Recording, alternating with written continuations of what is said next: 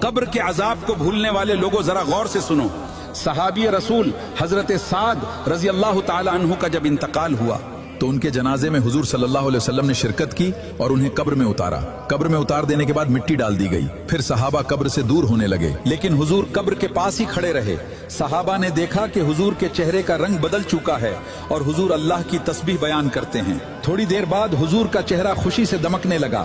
آقا صلی اللہ علیہ وسلم جب قبر سے ہٹنے لگے تب صحابہ اکرام نے عرض کیا یا رسول اللہ جب قبر پر مٹی ڈال دی گئی تب آپ کا چہرے کا رنگ بدل گیا تھا، لیکن جب آپ نے اللہ کی تسبیح بیان کی تب آپ کا چہرہ چاند کی طرح چمک گیا تھا. یا رسول اللہ وجہ کیا ہے؟ حضور نے فرمایا کہ جب سعد کو قبر دبا رہی تھی تب میرے چہرے کا رنگ بدل گیا تھا، پھر میں نے اللہ کی تسبیح بیان کی تو قبر کشادہ ہو گئی. صحابہ نے عرض کیا یا رسول اللہ سعد کو قبر کیوں دبا رہی تھی؟ حضور نے فرمایا کہ سعد بکریاں چراتے وقت اتنے مصروف ہو جاتے تھے کہ آپ پر بکریوں کے پیشاب کی چھینٹیں پڑ جاتی تھیں جس کے سبب قبر انہیں دبا رہی تھی. میرے